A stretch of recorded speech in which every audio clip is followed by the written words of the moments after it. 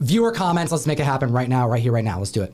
All right, so we got viewer comments, and the first one, we're gonna just give you a little peek at it. It says here, "Hey Tom, one of my favorite horror movies is called Ghost Story from the 80s or 90s. If you haven't checked it out, you should. 13 Ghosts and Cabin in the Woods are also on my high list." And I wanted to, and this is from Paul Stowell.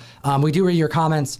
Comment down below. We may bring them back up on the mic, but I wanted to highlight this one, Ryan, because you are a fellow horror fan. Apparently not. I've never seen Ghost Story. I've never heard of Ghost Story. I haven't either, which is why I wanted to bring it up to your attention. I've heard of 13 Ghosts. I haven't watched it. You haven't seen 13 Ghosts? No. It has Tony Shalhoub.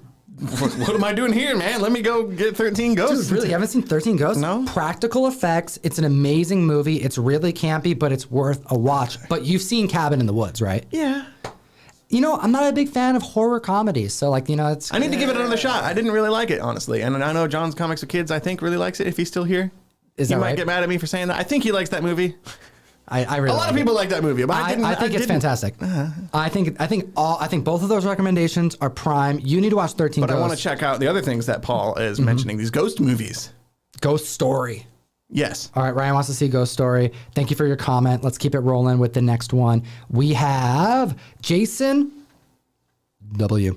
Welcome back, Ryan. We missed you. Congrats on getting away from the night shift. Thank you.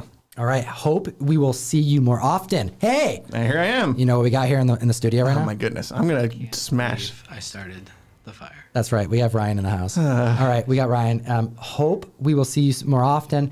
I like the video series that you guys thought on comics, or series of your guys' thoughts on the comics you're reading. Stay tuned. We're about to get into that here in a second. So much generosity in this. Good stuff from all involved. And you know that Jason W. is talking about comic karma, which I'm thinking we'll probably do next. And we'll explain what that is here in a second, because it's not just the podcast that we're recording right now. That's going to be available on SoundCloud, Spotify, Stitcher, and iTunes, because that's where we send the audio versions of all this.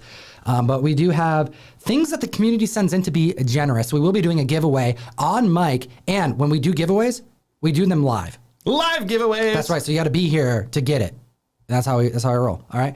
The next one here I wanted to highlight. I thought this was kind of fun. This next one is from Steven Schaller, and he says, "I thought you were saying Milky Comics," and then he says Mill Creek Comics. Close. Okay, so first off, I want to just know, as far as a comic book store name, Milky Comics. It's pretty creative. Does anybody have that? Let us know in the chat. Does anybody shop at Milky Comics? How would you describe a comic store that's name was Milky Comics? It has to have a smell. I think it's all about the smell. You think it's all about the smell, Ryan?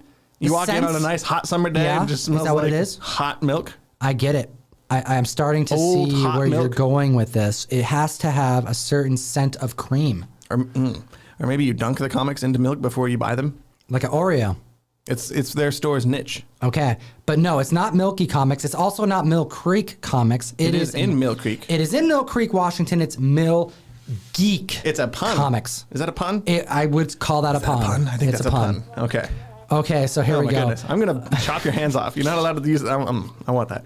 Oh, you guys are going to learn to love it. It's just, you're going to learn to love it. Okay, Ryan, please read this one. This is one of my favorite comments I've seen in a long time. Me too. From Darius Twin. I had a complete set of Darkhawk and Secret Defenders, but my stepdad was really cruel, and one day he farted on Darkhawk #1 when I had it open and said the newsprint paper is porous, so it absorbed that fart. And then he walked out of the room, and I was humiliated, so I threw away all my comics. Now I want to get back into it.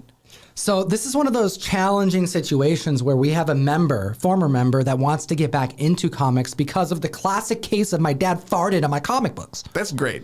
It happens, I want to hear the rest of the story. There's more here. This is not the only thing that his stepdad has farted on. We have some questions. Does the comic still smell? What grade is the comic post fart? Do CGC check for smells? Do they check for farts? Or any, yeah. These are all great questions that we still have yet to answer. That's why we have a purpose here in the community. We have to figure these things out. He's the comic sensei. He may know. Oh, no, he's an Overstreet person, not a CGC person. He is an Overstreet advisor. He will soon be a certified CGC dealer. So he will be able to provide that service pretty soon. So maybe we will be able to find out multiple things in this one question, which is why the community is sending the questions in.